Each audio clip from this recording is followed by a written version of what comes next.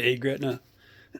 So it's November 3rd's reading, and it's Mark 11 and John 12. So today we're talking about a lot of the things that the Lord had done, and his time is going into Bethany. Um, you constantly have struggles with the Pharisees in Mark 11. You know, they're questioning his authority.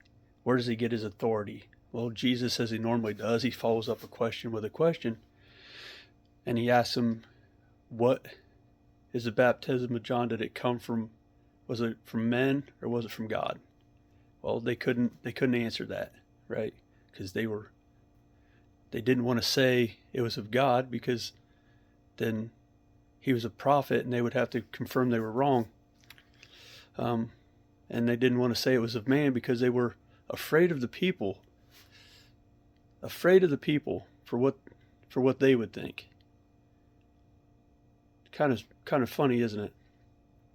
So then you go into John 12, and you come into the story. We kind of find Judas's character here, complaining about Mary, showing a blessing to the Lord with the perfume, and kind of he gets corrected at the time, but it's kind of interesting to see we starting to show, as we're getting closer and closer to his betrayal, that what he's really about. And then we get into the crux of the matter, the part that I really stuck on today, the unbelief and belief among the Jews.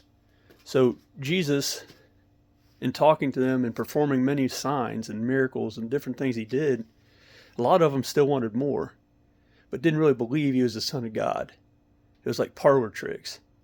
But yet, in that, there were a lot of leaders that truly believed in what he was doing, but they didn't want to speak out or be bold, or come into question what they had, because they had a lot to lose, kind of like the rich young ruler we read about a few days ago.